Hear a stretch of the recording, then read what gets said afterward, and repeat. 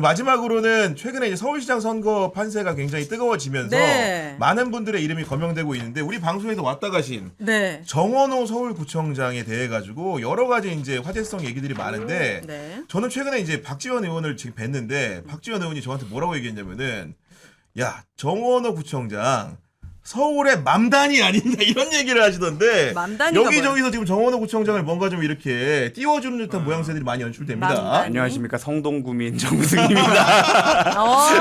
네. 예, 저는 뭐 그렇구나. 예, 행적을 직접 겪은 사람으로서 우호적일 수밖에 없습니다. 왜냐면 이런 일도 있었어요. 저희 아내랑 이렇게 가다가 임신 지금 하고 있잖아요. 그래서 여기 담배 냄새가 너무 난다라고 중얼중얼해서 갔어요. 그러니까 그런 민원이 좀 있었겠죠. 한 2주 뒤에 강아지를 산책하고 가는데 거기에 부스가 생겼더라고요. 아 금연 부스, 예, 흡연 부스. 흡연 부스가. 이거 혹시 문자 보내고 뭐야? 이런 거 아니, 그런 것도 어디 아닌데도, 도청당한 거 아니에요? 근데 아마 그런 민원이 좀 있었겠죠. 왜냐하면 거기가 이제 조금 그렇게 모일 수밖에 없는 구조적인 문제가 있어. 사실 왜 제가 이걸 기억했냐? 아내랑 그런 얘기를 했어요. 왜 이런 거를 사람들은 안 할까? 왜 밖에서 안 필까 했을 때 여기가 구조적으로 이렇다. 이런 것들은 행정이 해야 되는데 참 여기까지 미치기 어렵다라고 하고 2주 뒤에 봤는데 거기에 생겨 있는 거예요. 우와. 그런 것들이나 뭐 여러 가지 그 성수동이 젠트리피케이션에서 조금 벗어나 있는 부분. 예를 들어서 뭐 원래 조금 핫해졌다. 어제 제가 있었 압구정동만 하더라도 예전에 막 한창 핫했다가 또 젠트리피케이션 됐다가 또 월세가 물가가 올라가고 다시 잡히니까 다시 했다가 또 거기에 올리브영부터 시작해갖고 다 그런 것들이 오니까 다시 공동화가 되는데 성수는 그런 부분에서 조금 자유로운 부분이 있거든요. 팝업으로만 하던가 이런 식으로 해서 계속 좀 그 젊은 층을 유입할 수 있는 방안을 좀 장기적으로 본다던가 이런 부분이 있어서 네. 저는 그래서 우호적인 말씀을 드릴 수밖에 없다. 직접 겪었기 때문에. 아니, 제가 언급한 맘단이가 누구냐고 하시는 분들도 있는데 이분이 네. 뉴욕 시장에 선출된 분이고 실제로 이제 트럼프 대통령과 대립각을 세우면서 정말로 어려운 선거를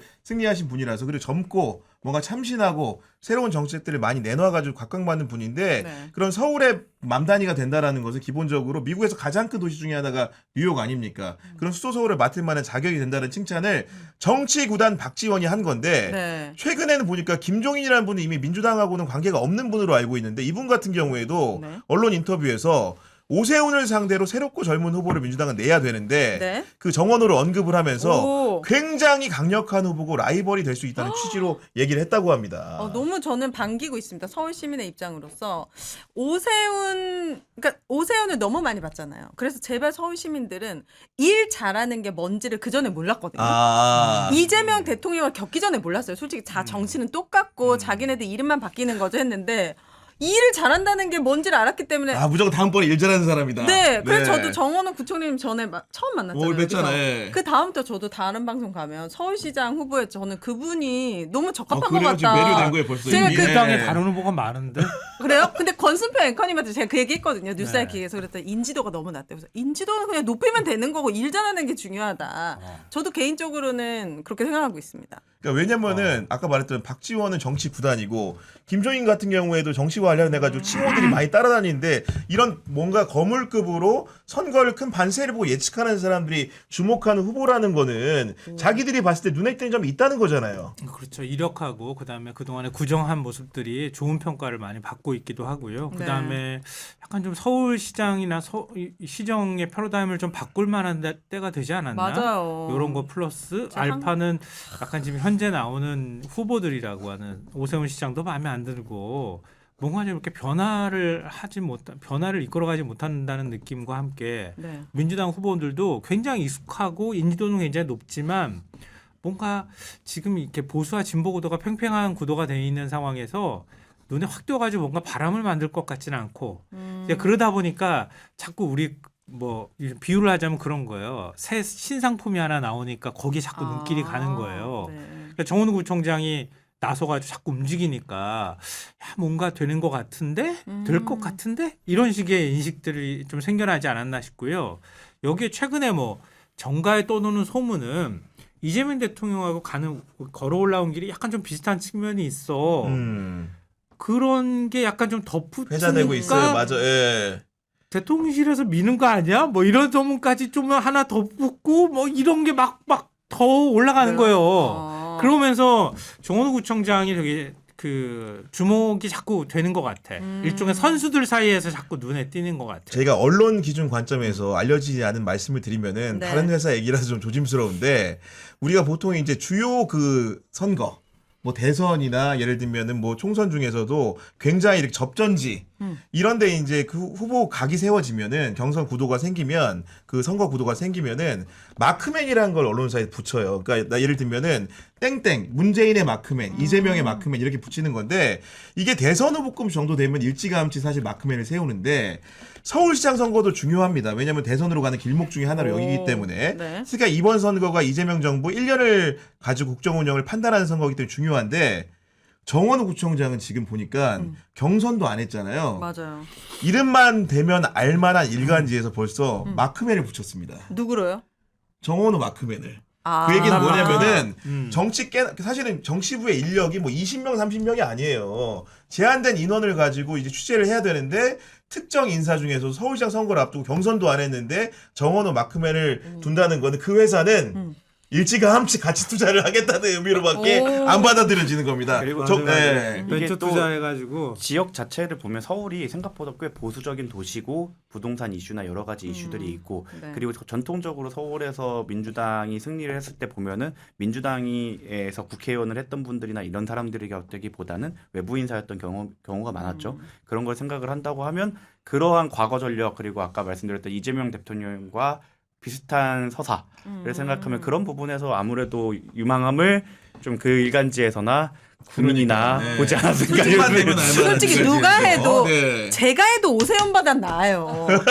중요한 건 정원호 이분은 어쨌든 빨리빨리 바로바로 되는 게 좋더라고요. 그래서 지금 서울시에서 바꿔야 될 것들이 진짜 많잖아요. 그런 것들이 좀 빨리빨리 바로바로 시정이 될 것 같은 희망이 있어요. 아니, 그러니까 예를 들면은 뭐 저도 이제 정치부 해보지만은 잘 되는 법 같으면은 그러니까 스토리들이 계속 이렇게 나와요. 근데 지금 보면 방송은 정말 내로라는 방송에 안 출연하는 데가 일단 없고 그런 상황에서 이제 또 여러 가지 전해진 전가의 소문들이 있는데 제가 최근에 접한 소문 중에 재밌었던 거는 그러니까 예를 들어 민주당이 지금 강남 3구에서 안 된다는 거잖아요. 오세훈은 거기를 잘 지켜가지고 뭔가 선거를 치르려고 하는 상황인데 네. 강남 3구에서 자식을 낳아서 아파트를 사주면 성동구에 사준답니다. 제가 들어보니까. 오. 그래서 그 자식들이 성동구에 살아본 자식들이 강남에 사는 엄마 아빠한테 성동구가 괜찮다는 피드백을 주고 있대요. 좋네. 심지어는 그래서 매매가가 높았구나. 그러니까 이런 얘기까지 나올 정도로 결국은 이제 표는 한 표라도 더 끌어와야 되기 때문에 네. 강남에서 경쟁력이 있는 후보냐 강남을 대놓고 지지할 수 있는 민주당 후보는 없겠죠. 그렇지만 그 아들 따님들이 좋은 부모님 만나서 성동구에 아파트를 샀는데 성동에 살아보니 너무 좋은 좋다. 거야. 이런 피드백이 온다는 얘기까지 정원호 들립니다, 구청장 지금. 측에서 네. 만들어낸 서사인 것 같은데 느낌이. 근데 뭐 저는 또 거기에 완벽하게 핏하진 않지만 목동 출신의 비슷한 류의 네. 그 아예 일리가 없지는 않다.